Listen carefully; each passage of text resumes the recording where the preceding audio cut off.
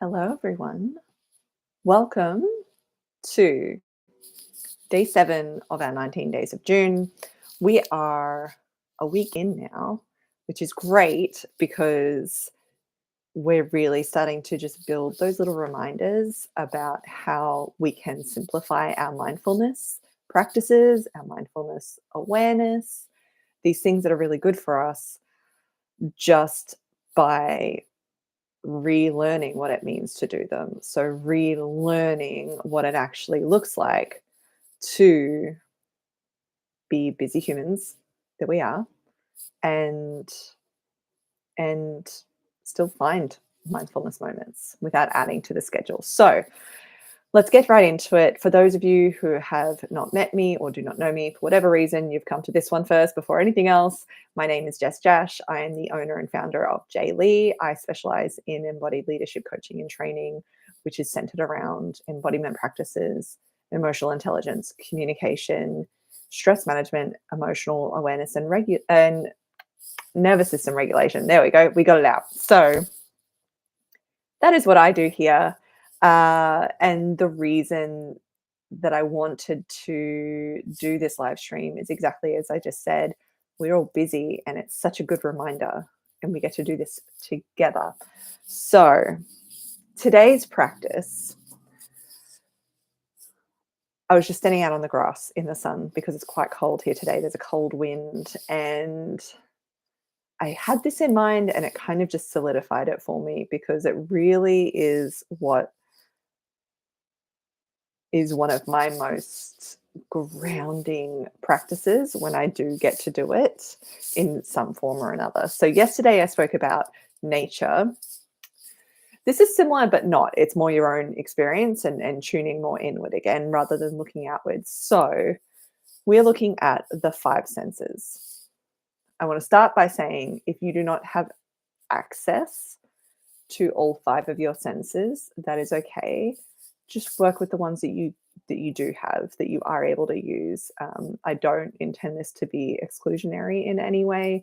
I'm going to go over each of the senses, but if that is not something that you have, please just work with what you do have because that is enough, right? That is going to be enough.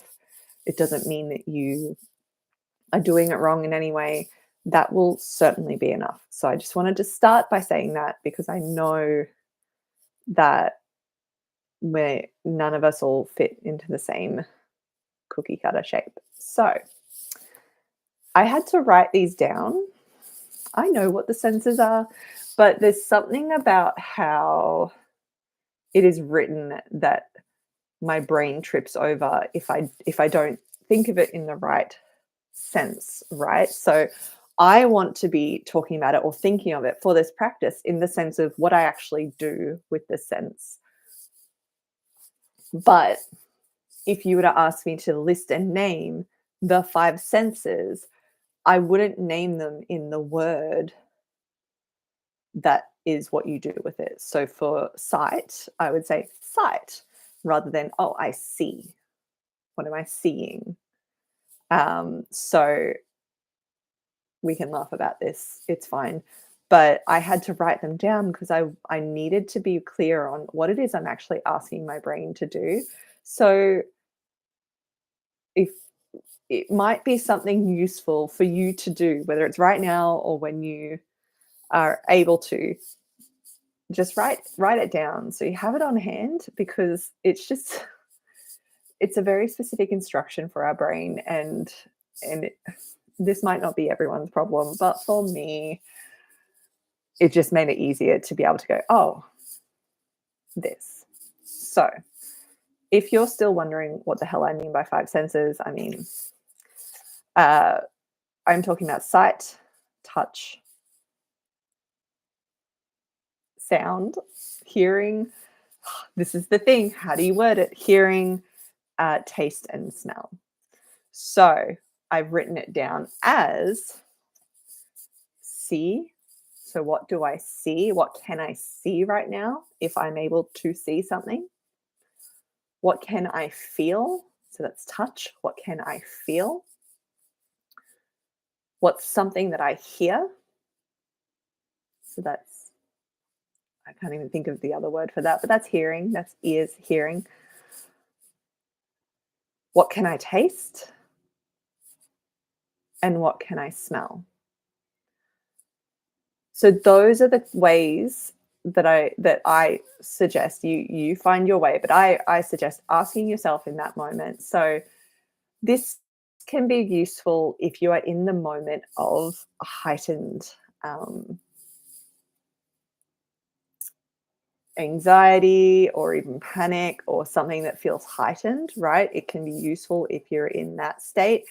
It's also useful just as a regular practice itself. So we're about to go through it. It's just a way to really ground into the reason we do this is because it grounds us into the present moment. Anxiety often steps us into like the fearful future. Um, and it's either the fearful future or the painful past, right? So what is really useful and what mindfulness is really all about is us actually being in the present moment. But that's really hard to do if we don't give our brain a job or if we're unpracticed, hence this whole thing that we're doing here. So again, I want you to just focus on the senses that you have available to you.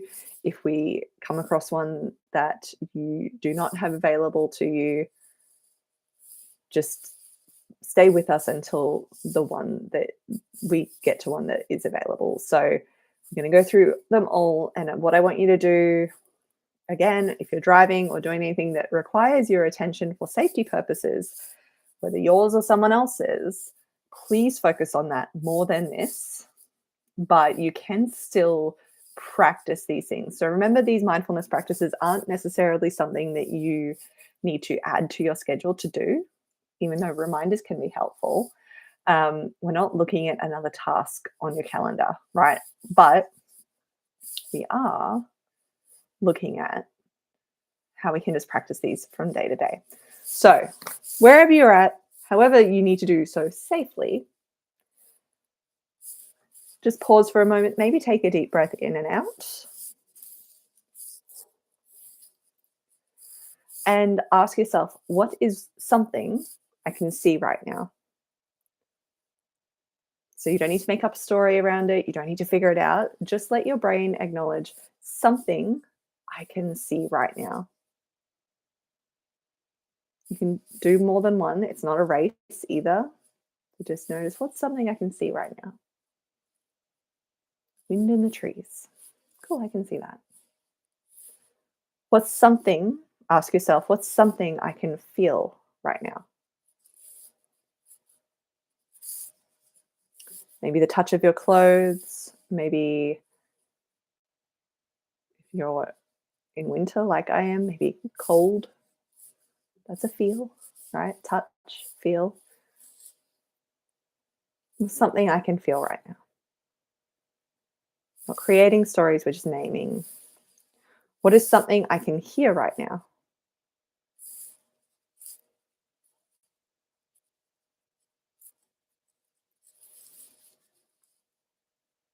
Can be near or far. What is something I can hear right now? What is something I can taste in this moment? Neutral or nothing is also an experience. So if your answer is, well, nothing, let that be right now. And what is something I can smell right now?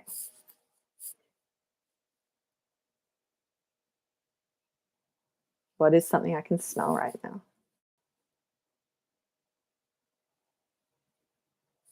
So when you do this for yourself, you can go as quickly through that or as long through that as it suits you, right? You can see that it can be a really quick exercise that just brings you into the present moment.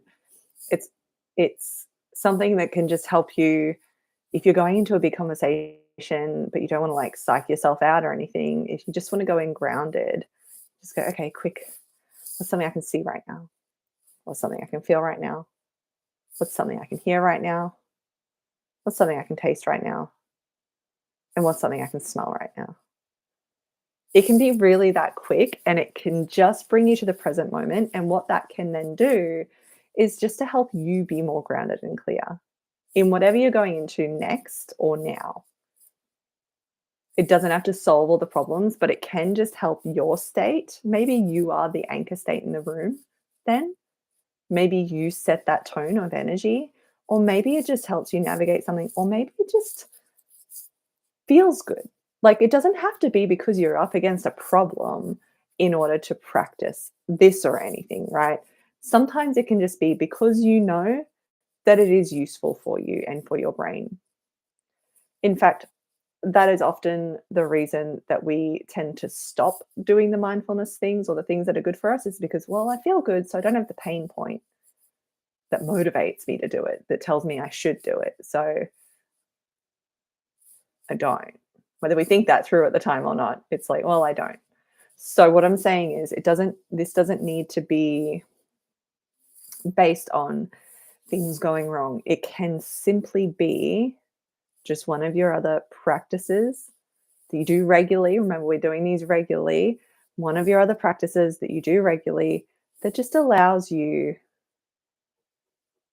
to practice being in the present moment more. Because I can tell you from experience and from ongoing experience, because I constantly call my shit out on myself, the more you practice presence, the simpler things become. Not easier necessarily. We can't control things that happen.